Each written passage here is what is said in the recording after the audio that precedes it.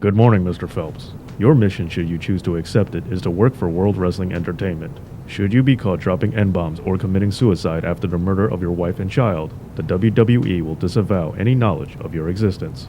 This tape will self-destruct in 5 seconds.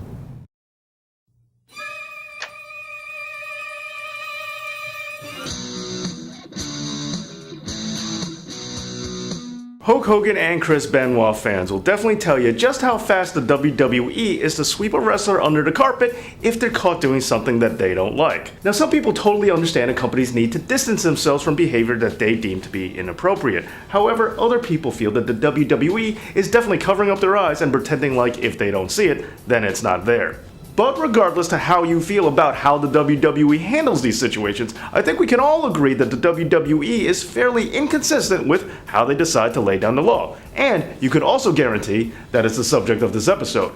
Because today, Dave knows 7 awful things that the WWE sometimes is surprisingly okay with. Number 7. Racism. Now, I know I started this video talking about Hulk Hogan, and while WWE has mostly pretended like he doesn't exist for the past couple of years, it doesn't mean that they haven't been pretty lax with racism in the past, which I've covered in a previous episode. And it definitely seems like there is a motion to bring Hulk Hogan back to the company. After all, even Booker T said it's time to forgive Hogan for what he said. And delving further, Hulk Hogan was illegally recorded, and those recordings were illegally leaked to the public, and that's when WWE fired him. However, what about when Vince McMahon was intentionally recorded dropping an N-bomb in front of Booker T? Well, okay, fine, I understand. He owns the company, so he unfairly gets away with it. But what about Randy Orton and some of the things he said to Shelton Benjamin during their Intercontinental title feud? Or further yet, what about Triple H and the horrible things he said going into his WrestleMania feud with, once again, Booker T? Man, Booker, it's okay to stand up for yourself sometimes, okay? Number 6. Homophobia. Now, in some ways, the WWE was quite progressive in ways of gay rights. Look at the first Intercontinental Champion of all time, Pat Patterson. He had a great run with the belt, and it's pretty progressive that he has that honor. However, there are plenty of other examples that show that the WWE wasn't always so tolerant.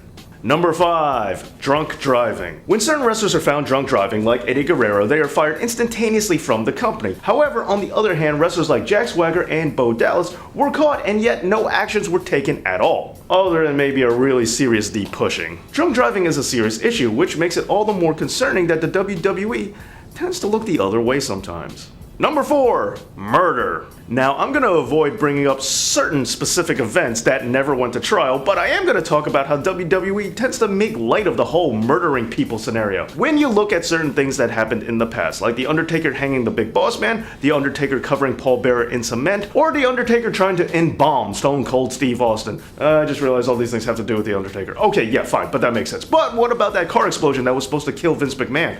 Until the Chris Benoit thing happened. Alright, the point of the matter is, of course, WWE is against real-life murder, but when it comes to storylines, they do play it a little lighthearted. Perhaps a little more lightly than they should. Number 3. Drug use. After Chris Benoit, WWE started taking the policy of wellness very seriously. You'd think they would have done that after the steroid trial, but, you know. Now, with wrestlers like Paige and Eva Marie claiming that they were found in violation of the wellness policy and claimed that it was because of technical reasons like being late for a test or like paperwork issues, it does seem that the WWE is getting very strict about the subject. And on the other hand, you have wrestlers like Randy Orton who have the rules somewhat manipulated to serve their benefit. Or what about part-timers like Brock Lesnar who were found in violation of UFC's wellness policy, but yet WWE took no specific action?